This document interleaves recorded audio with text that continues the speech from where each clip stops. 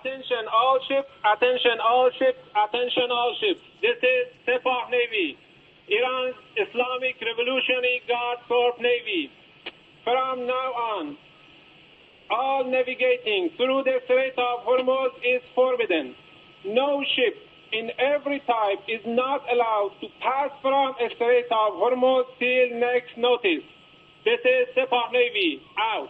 This was the warning transmitted to vessels trying to pass through the Strait of Hormuz on February 28th. The message came hours after joint strikes by the United States and Israel targeted Iran. In response, Tehran turned to one of its most powerful geopolitical tools, threatening to shut down the Strait of Hormuz. Within hours, shipping actively slowed dramatically. Tankers began dropping anchor or rerouting. Markets reacted instantly.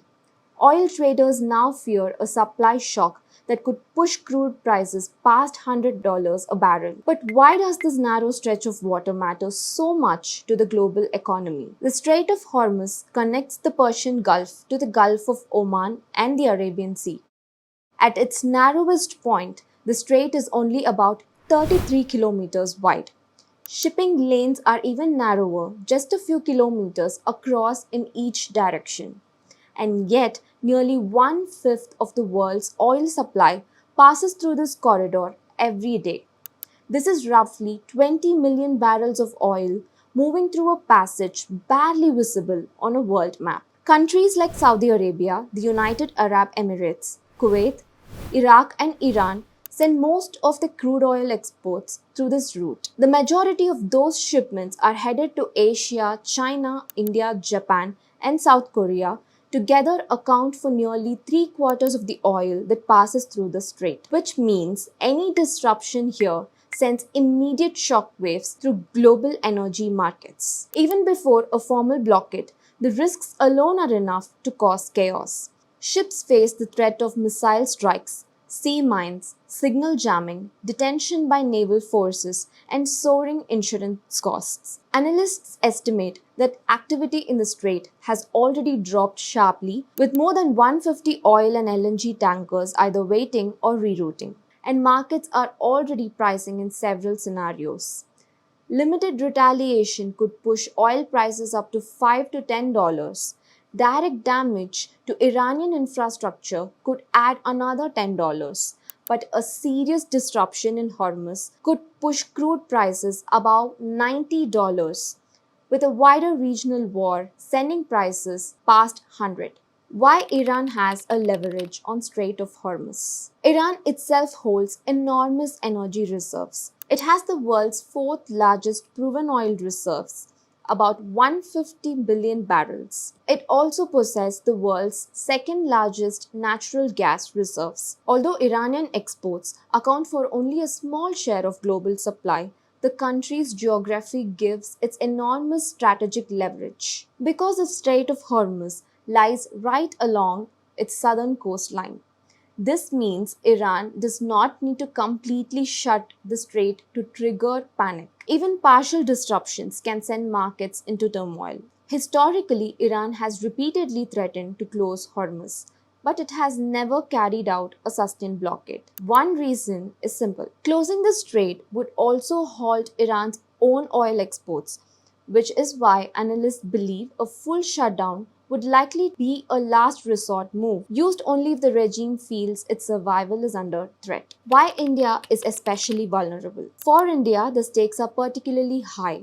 India is the world's third largest consumer of crude oil and imports nearly 85 to 90% of its energy needs. The country consumes roughly 5.5 million barrels of oil every day, and according to industry estimates, nearly half of India's crude imports and more than half of its LNG imports pass through the Strait of Hormuz. If shipping routes are disrupted, the consequences could ripple through the entire economy. Higher freight costs, higher insurance premiums, higher fuel prices, and ultimately rising inflation and a larger import bill. Global markets are already showing signs of anxiety. Stock markets across Asia have reacted sharply, reflecting concerns about energy supply and economic stability. Can India reduce its dependence on Hormuz? So the key question is, does India have an alternative? One option often discussed is Iran's Chabahar port. India has invested more than $85 million in developing the port and in 2024 signed a 10-year agreement to operate part of it. The port is strategically important because it allows India to access Iran, Afghanistan, and Central Asia without routing trade through Pakistan. From Chabahar, cargo can move through the international north-south transport corridor. This route links India to Central Asia, Russia, and Europe through a network of sea, rail, and road connections. But there are serious limitations. First, geopolitics complicates everything. US sanctions on Iran have long slowed investment and financial transactions. Second, the geography itself presents constraints. Just 170 kilometers away lies Gwadar Port in Pakistan, developed by China under the China-Pakistan Economic Corridor. Two rival strategic projects now sit almost side by side on the Arabian Sea. And most importantly, Chabahar cannot replace the Strait of Hormuz for oil shipments. The vast majority of Gulf crude exports still depend on safe passage through the strait. The Strait of Hormuz may be a narrow stretch of water,